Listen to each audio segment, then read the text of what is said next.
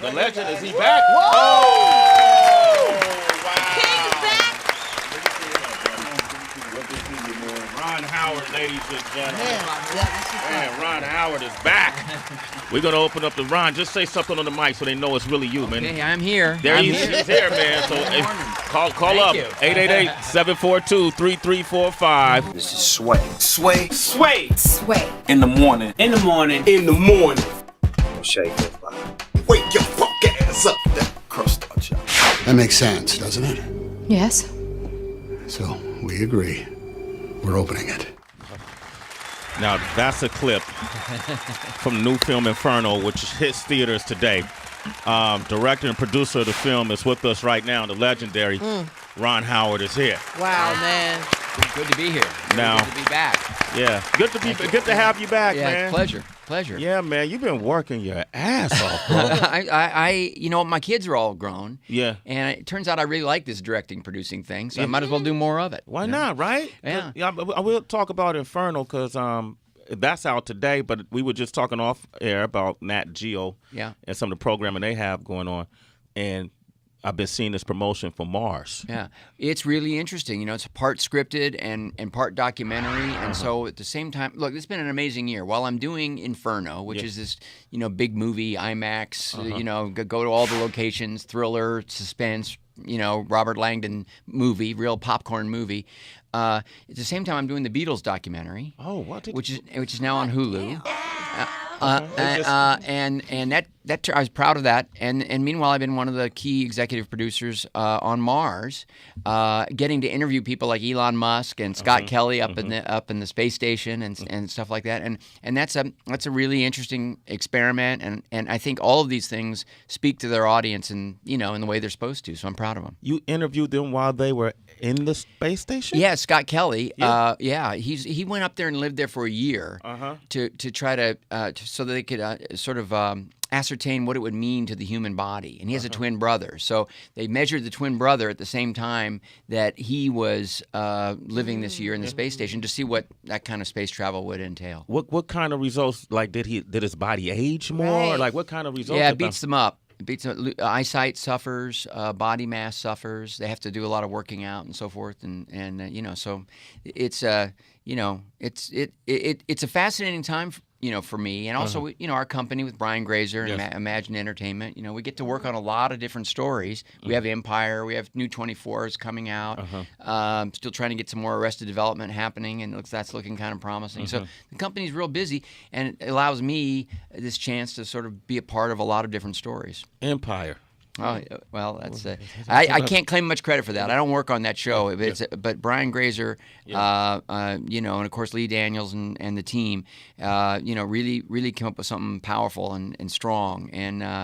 But the great thing is, the company's so proud of it. We're all proud of it creatively and for the themes it puts out. But then it's a hit. It's so fantastic. When when the audiences go for it, it means everything. A lot of people don't know this, Ron. I know you're going to be modest about this, and you probably act like this really didn't happen. But I did the first 2 seasons on Empire. I did a cameo, and Ron had a lot to do with walking me on the show, y'all. Ron Howard. You got directed by Ron Howard? No, he just walked me on. He made sure I got that. So Thank Ron. I never got a chance to thank you. Oh, you're more than welcome. I appreciate it, man. Ron Howard is here now. Inferno. DB actually got a chance to see it. I decided to wait till it came out in theaters so you could make money. Okay, thank you. Okay, much appreciated. Well, thank you for setting me up like that. I went to go see it on Tuesday, and I mean, I've been a fan of Angels and Demons and Da Vinci Code before that. So, and I know you and your partner Brian Grazer, who produced the film, and you're the director. So, I mean, there's so much I want to ask, but I don't want to give too much away. First thing is, we had John Lithgow here the other day, Lithgow here, and he said that the way he sees a villain as almost the hero. Yeah. And in this movie, the villain is more of an idea rather than a particular person. Right. Did you kind of see it that way too, or? Yeah, well, I love the fact that this is unlike the Da Vinci Code, say, and even Angels and Demons, where the crisis, the thing that's churning up all the drama and the danger is kind of comes from the past. It's a religion or it's history, and it sort of has this long ripple effect. This is immediate. This is about overpopulation, the controversy of it. We know it's running away. It's threatening the planet, and this brilliant individual who thinks he can solve it on his own in a fanatical, dangerous, terroristic way, and that's to create a plague. And the interesting thing, so that's there's nothing really controversial about that, except that it certainly stirs up a fear in all of us, because we've all thought about it in one way or another. And the Robert Langdon character, Tom Hanks, of course. What's interesting about this one is that he's usually above it all. He's brought in. He's brilliant. He's this academic. He's an intellect, and he follows the clues and he can put it all together. In this case, as you kind of heard in that clip, he's a little lost in this thing. He doesn't quite know where he fits in. He's had an injury, a head injury. He doesn't really know what he can trust of his own memory, and this, I think, is what's creating a greater sense of, suspense or tension. Because through all of our test screenings, people just kept saying, well, I like they like these movies, but this one feels like the edgiest and fastest paced. Yeah, because the movie starts out with it proposes a question to the audience. You have your finger on a switch. If you hit it, then I think it said half the world's population is going to die. If you don't, everybody's going to die within 100 years. Right. So it's almost like a lose-lose scenario. Yes, right. And so the audience kind of has to decide for themselves as they're watching the movie, which is the right thing to do. Yeah. Are we all going to die, or should we just go ahead and kill a few people to save the rest of us, And of course the point of view is that can't be the option. What we really have to do is pull together and work towards solutions. But it's really about geniuses clashing, because the guy who's planning the plague, played by Ben Foster, he's clearly a genius. So is Robert Langdon. The Sienna character, played by Felicity Jones, another Oscar-nominated actress that we have in the movie, she's great. She's not a love interest for him. She's almost like she's a different gender and a different generation, but Langdon sees a lot of himself in her. She's fragile in certain ways. She's very much very humanistic in certain ways, and off the charts brilliant. Yeah. And so it's sort of this collection of these high-powered intellects that are thrown into this thing and running for their lives. And this, by the way, it's just interesting how things go as a director, because this was a more modern crisis, because it's more of it's through Hanks's point of view, trying to figure out where he fits in and what the clues are, because Dan Brown put the clues in the Inferno, Dante's Inferno, hell, that's where the clue path lives. Yeah. So everywhere he goes, he's being confronted with these kind of hellish images and these clues, trying to figure out where he fits in and how to get to the bottom of this and how to save the world. Because of all that, it pushed me to shoot it in a very different way. And like the movie's 15 minutes shorter than the other movies. Yeah. It's just paced differently, and the camera style's different. And even Hans Zimmer, when he came to score the movie, he did an updated version of the score from the original. He did. He said, "Ron, this is a completely different kind of thriller. It's cooler, it's edgier, not taking anything away from the others, but those were classic." And that's the way I treated it musically. This, we can break down some of those themes and use them, but we gotta give it this urgency and drive, because that's what I feel watching it. So it was really interesting to see how it took on a life of its own. Yo, Ron Howard just sold the shit out of that movie. Okay. Hey, man, I'm going today. Oh, my God. Inferno in theaters today. We're going to open up the phone lines. 888-742-3345. Mars, you got to be on the lookout for that. You also... You're about to begin shooting a series about Einstein, Albert Einstein, right? Yes, we're doing again for Nat Geo. This is scripted; it's not documentary, but it's 10 hours about Albert Einstein, and Jeffrey Rush is going to play the older Albert Einstein, and a guy named Johnny Flynn is playing the younger. Great cast. It's based on Walter Isaacson's book, and it's just another example of what I was talking about, is getting to work on all kinds of different stories. What will we find out? Is it something we're going to find out that we haven't read or known before about Albert Einstein? Yeah. Like give me an example. Yes, please. A teaser. ladies' man. Wow. And they loved this guy. They loved this guy. You know, he'd kind of, the hair would be flying out. He'd be playing the violin and doing a little E = MC squared, and you know. Throw it all in together. and it all worked Put a for little him. pie in there. I thought he didn't shower. Is that true? That's not something that I picked up in the book. No, I don't think we're playing that up. But, no, I haven't. No, I'll tell you what. A genius, undeniable genius, obviously, and part of the tension of that story is when you start to realize all the obstacles that he was facing. Because of his religion, he was Jewish. He wasn't a particularly religious person, but he was growing up in Germany, and there were a lot of forces working against him. And even when he wanted to come to America and escape, you know, the Nazi tyranny, then J. Edgar Hoover said, "I don't think we want this guy in because he might be a communist."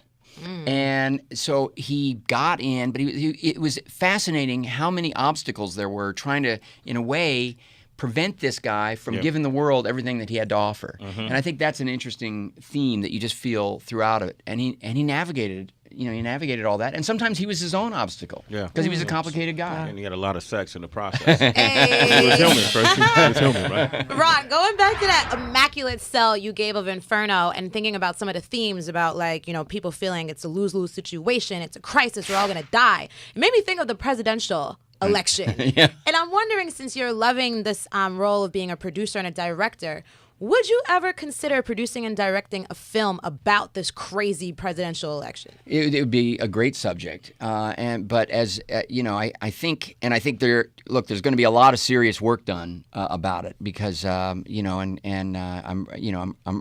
really hoping it goes to the Democrats in every way. So that's you voted me. for Hillary? Yes, Hillary. I already voted. I was going to be out of the country, so I did my absentee ballot. Okay, but you know, it's an amazing time. Also, you know, I think in the wake of what's proven to be a great presidency, and then you got Donald Trump, this kind, you know, this self-promoting gas bag, and it's kind of unbelievable that he's been able to get as far as he has. But he's speaking to a big portion of the population who obviously need something. They need, you know, and I think I think that you know, that we all have to be thinking about, you know, how he could appeal and why, and take that. On the one hand, you can sort of say, well, a portion of it is, you know, they're just the people whose opinion you just don't respect. But a lot of those people, you know, they're great citizens and they're participants, and you need to understand,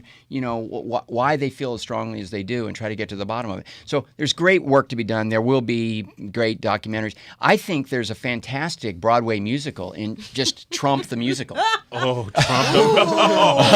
You onto something right there. You know, I think that's what we really want. That's what we want. Right? Forget the presidency. Just go to Broadway, baby. Yeah, man, that's you, man. That's the next project. Talk to Brian if y'all need me to cameo. Okay. I got you. Got you. Ron, speaking of work, you had mentioned when the music was playing that your kids are out of the house, like all your kids are grown out of the house. How do you relax? Because it seems like your mind is always going and you taking on projects. What's your downtime like? Well, you know, Cheryl and I we're really compatible after 41 years of being married. It's nice, great. man. Well, thank you. But it's still, you know, really for us, it's movies, it's shows, it's, you know, we both love it. She's a novelist, and so we're kind of always talking about a story. We're always talking about, you know, a point of view about something, and you know, look, she's very politically astute. And so this is a time of year where, you know, it's easy to find something to talk about. Yeah. And maybe even get a little pissed off about. Yeah. I wanted to ask, going back to Inferno just real quick, because you worked with Tom Hanks for a long time. You started in 1984 with Splash. Right. So now that Tom has become sort of a filmmaker in his own right over the years, do you allow him to kind of give you pointers when you're the director on a film? Well, I encourage him to let me know what he's thinking. He never would do that. Like, he wouldn't say, have you thought about this shot or that shot? Or he'll bring up a script point. He's an excellent writer. And of course he's more than a pretty good filmmaker. He's an award-winning producer and writer. True. And, you know, he's a powerhouse. So, but he's so polite with me that, in all honesty, you know, I kind of have to prod him a little bit to go beyond thinking of his role. You know, and be a collaborator in the process. Yeah. He loves this Robert Langdon character, because he loves the places that the character goes. He loves the kinds of clues. He loves the fact that you have to understand something about art or something about history, that you didn't know, that you're actually learning while you're watching the mystery unfold, and that's fun. You don't think about what you're learning, but on the way home, you picked up a few things. He loves delving into it that way, and it's why he keeps wanting to come back to the character. All right. We're going to take a couple of phone calls before you leave. Ron Howard is here. And what a day we've had. I know. I just shook my head. I'm like, wow. For real. Same here. P Rock, what up, man? You in Detroit? Yeah. What's going on, Sway? What's happening, man? Man, nothing much. First of all, I want to say congratulations on that interview this morning. I think today is a day you need to pop a bottle or two, break out that Henny. Celebrate. I tried to tell him. I tried to take him out last night. Yeah, Heather took me to drink. But what were we drinking? Tell Ron what you had me drinking. we were drinking 25-year-old whiskey last night. No it kidding. was good stuff, Wow. but we're paying for it. You look all right. You look all right. You're doing fine. I'm doing all right. So what you want to say to Ron Howard? Go ahead, P Rock. I just want to say, Ron, I really appreciate, your passion that you put behind in your films. It really shows. And just listening to your interview, you're not doing this just for the money. You're involved in things that you're passionate about, and it shows in your films. Because anytime I hear a film produced by Ron Howard, I immediately am curious and I want to see it. Man, well, that's high praise. That's high praise. That makes me feel really good. I appreciate it, and I do think that. Look, there's something interesting going on between television and digital and movies. It's really competitive, and the business people don't know what to do. They don't know what to invest in. They don't know how much to pay people. They're really confused. But for audiences and for storytellers, for creative people, it's a great time, because if you love a story, you can find the right place for it, and Inferno belongs on a big screen, and that's that kind of experience. I know a lot of people will see it on TV later, but I mean it's great that it's getting the kind of presentation it is. It's that kind of a story. But Mars would never get made. It just wouldn't. I mean, that idea of combining documentary with scripted material and still trying to create tension and excitement wouldn't have happened if Nat Geo didn't exist at this time and sort of say, hey, we think we can reach. We think we can reach more people, and if we take some chances. Well, that's incredibly exciting. So thank you, sir, for your kind words. And you're right, I do love it. Hey, his name is P Rock. You want to say his P Rock? Thank you. Much P Rock. I appreciate that. Ron, hip hop's right. I know you got to go. One final question. One final question, because Halloween is coming up and it's my favorite holiday. Do you have a favorite scary movie? Oh, favorite scary movie. Well, The Exorcist is the one that scared me the most. Man, me too. But I gotta say, The First Ring. The Japanese original? Not the Japanese original, which I then saw, and I know a lot of purists say that's even scarier. Right. But I saw the Gore Verbinski one, and I went just kind of thinking it would be a couple of chuckles. And in fact, I went with my son, and it was at a golf tournament. There were some guys sitting in front of us who were real wise asses. They were like 17, 18 years old, and they were like, we shouldn't have come to this movie. And then all of a sudden, this isn't going to be scary. And about 45 minutes into it, one of the guys was scared to death. He turned and he said, we shouldn't have gone in here. I don't know. We should have seen the other one. So I knew that was a scary movie. Even though it was PG-13, it still scared the hell out of me. It's a scary movie. Ron Howard, ladies and gentlemen, it's always a pleasure to have you on this show. Thank you. Always a pleasure. We got a chance. Gary Marshall has since passed. Yes, of course. Yeah, but we had a great conversation with him, and he spoke so highly about you. Well, thank you. Well, he was world class. He was the best boss I ever had. A great natural teacher and a real gentleman. And I'm glad you got a chance to get to know him. We all miss him. Thank you. Inferno in theaters today. Take your date. Take your family. Make sure you go check it out. All right. We got Young Jeezy up next. You want to talk with Jeezy? That's 888-742-3345. It's Sway in the morning, only on Shea 45.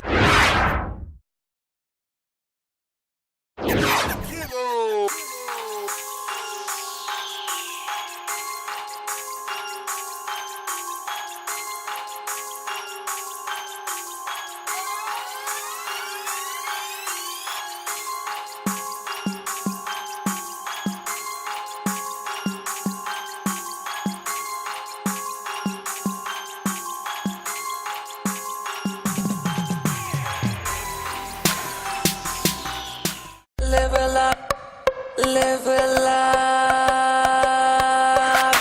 Совесть чистая, новый уровень творчества. Доли листа и долгий у тебя фристайм. Выбери места, коридор как нотный стан. Если устал, запускай. Level up, yo. Level up, yo. Level up, yo.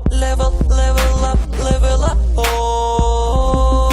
Выход на уровень новый, you know me. Стайл до этого был более томный. На тонну не надо нам маны для канонады. Да, кон законом погони понял, что Белибер, да. Дам дань моде новыми фишками. Лишь бы ты гонял этот трек на репите до вишни. Друг, лишним не буду и магия вуду в аду заведет вас, разгоняя победы и беду. Может быть день, где-нибудь и ночь. Может быть мое появление заставит вас тоже тут набрать опыта по пути перестать так тормозить. Ну и куда же ты идешь? Арта, он яркий, справа и слева уже пришли к вам, чтобы поднять левел. Level up, level up. Level up, yo. Level up, yo. Level up.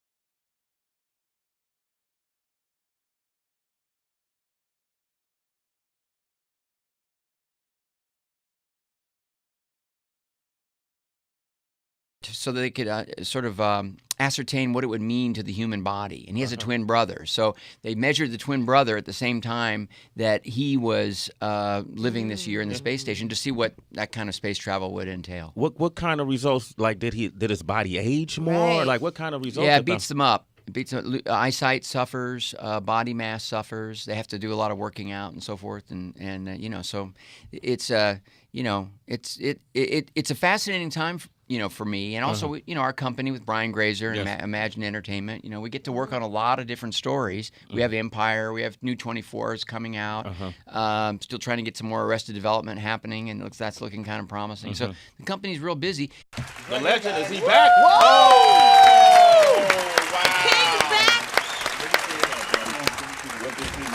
Ron Howard, ladies and gentlemen. Man, Ron Howard is back. We're going to open up to Ron. Just say something on the mic so they know it's really you, man. Okay, I'm here. He's here, man. So call up 888-742-3345. This is Sway. Sway. Sway. Sway. In the morning. In the morning. In the morning. Shade 45. Wake your fuck ass up. That crust out, y'all. That makes sense, doesn't it? Yes. So, we agree. We're opening it. Now, that's a clip from new film Inferno, which hit. Big movie, IMAX, go to all the locations, thriller, suspense, Robert Langdon movie, real popcorn movie. At the same time, I'm doing the Beatles documentary. Oh, what? Which is now on Hulu. And that I was proud of that. And meanwhile, I've been one of the key executive producers on Mars, getting to interview people like Elon Musk and Scott Kelly up in the space station and stuff like that. And that's a really interesting experiment. And I think all of these things speak to their audience in the way they're supposed to. So I'm proud of them. You interviewed them while they were in the space station? Yeah, Scott Kelly. He went up there and lived there for a year to try to, and it allows me this chance to sort of be a part of a lot of different stories. Empire. Oh, well, that's I can't claim much credit for that. I don't work on that show, but Brian Grazer, and of course Lee Daniels and the team, really came up with something powerful and strong. But the great thing is, the company's so proud of it. We're all proud of it creatively and for the themes it puts out. But then it's a hit. It's so fantastic. When when the audiences go for it, it means everything. A lot of people don't know this, Ron. I know you're going to be modest about this, and you probably act like this really didn't happen. But I did the first 2 seasons on Empire. I did a cameo in theaters today. Director and producer of the film is with us right now. The legendary Ron Howard is here. Wow, man. Good to be here. Now, good to be back. Yeah, good to have you back, man. Pleasure. Yeah, man, you've been working your ass off, bro. My kids are all grown. Yeah. And it turns out I really like this directing, producing thing, so I might as well do more of it. Why not, right? Yeah. I will talk about Inferno because that's out today, but we were just talking off air about Nat Geo and some of the programming they have going on, and I've been seeing this promotion for Mars. Yeah, it's really interesting. It's part scripted and part documentary, and so at the same time, look, it's been an amazing year. While I'm doing Inferno, which is this